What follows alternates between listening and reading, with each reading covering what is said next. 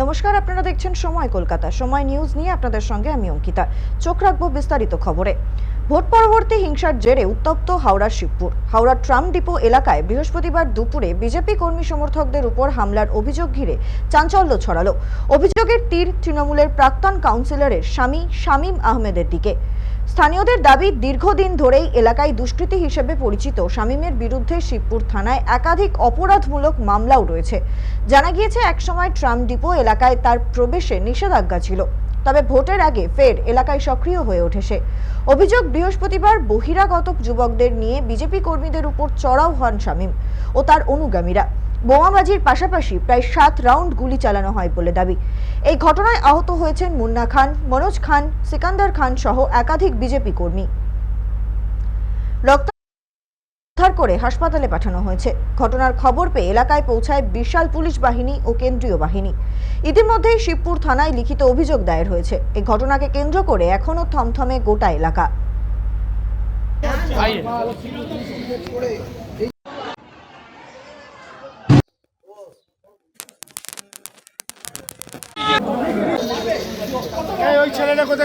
হয়েছিল, আমি ছিলাম দোকানে, আমার ভাইপো আমার ছেলেগুলো যা বুথে বসেছিল, ইলেকশনের সময় 2026-এ বুথে বসেছিল। ওদেরকে বলেছিল আগে 2026-এ আমরা জিতে আসছি, তারপরে 4 তারিখ পর তোমাকে বুঝিয়ে দেবো। 4 তারিখ হয়ে গেল, ছেলে আমার পাড়া থেকে গুজলে বলে, কি তোরা হেরে গেছিস, তো আমরা জিতে গেছি, আমরা আছি, আমরা থাকবো, তোর কী করবি বলে ওর ছেলে তাড়িয়ে দিয়েছিল। ছেলে চলে গিয়ে তারপরে বড়েকে ফোন করে ছেলে সব বড়েকে এনেছে। বাইরে থেকে লোক গুন যা পাড়াতে আমাদের চরস গাঁজা বিক্রি করে, একটা আছে গোপাল বলে, চরস গাঁজা 2 নম্বর অনেক ওয়ারেন্ট আছে, অনেক কেস আছে। ওকে নিয়ে, ক্রান্তিকে নিয়ে, সব যেত দুষ্কৃতী যত গুন্ডা নিয়ে আমার বাড়ির কাছে এসে 15খানা বম মেরেছে, 7-8খানা গুলি চালিয়েছে, পুরো বাড়িঘর ভেঙে দিয়েছে। এই সেম জিনিস করেছিল 2021-এ যখন হয়েছিল। আমার দোকান আছে এখানে হংকং ফ্যাশন, ও দোকান পুরো লুট করে দিয়েছে। ওর সময় আমার মা মারা গেল হার্ট অ্যাটাক করে। ওর সময় আমরা বাড়ি ছেড়ে পালিয়ে গেলাম, ভয় আসতে ছিলাম। এবার আমার মোদিজি বলেছিলেন ভয় আর ভরসাহীন, তারপরে জিতার পর আমরা ভয়েতে আছি, এখনো ভয় লাগছে।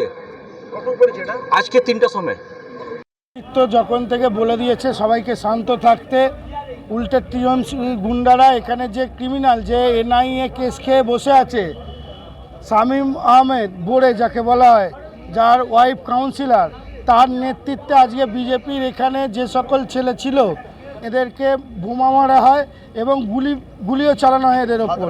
এদেরকে বোমা মারা হয় এবং গুলিও চালানো হয় এদের ওপর।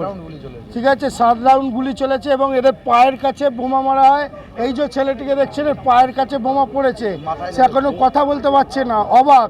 আমি আইসি শিবপুরকে ফোন করেছি, যতক্ষণ না শামীম মোহাম্মদ বোড়ে অ্যারেস্ট হবে ততক্ষণ কিন্তু আমরা এই থানা ঘেরাও করে রাখবো। এই অসভ্যতামি বেয়াদবি যেটা তৃণমূল সরকারের সময় চলেছে, বিজেপির সরকারের সময় এটা চলতে দেবো না। আর পুলিশ অভিযোগ দায়ের হচ্ছে, আমরা এফআইআর করতে পাঠিয়েছি।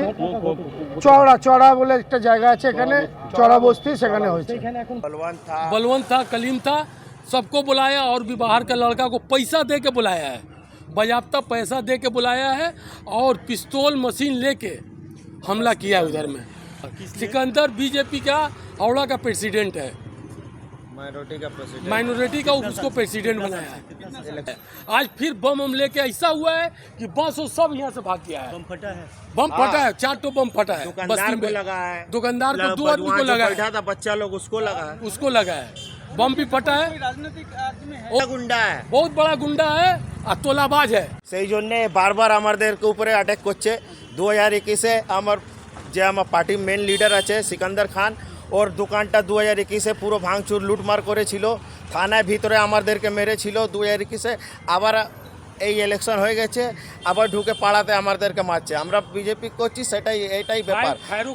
আর এ আছে টিএমসি, মানে গুন্ডা, নেতা না গুন্ডা আছে টিএমসি, ঠিক আছে। ওর মানে যত ইনলিগাল কন্ট্রাকশন হচ্ছে, যত দখল হচ্ছে, দোকান তোলাবাজি, টাকা, সব ওর কাজ আছে, দোকান আছে, সব ওর কাজ আছে।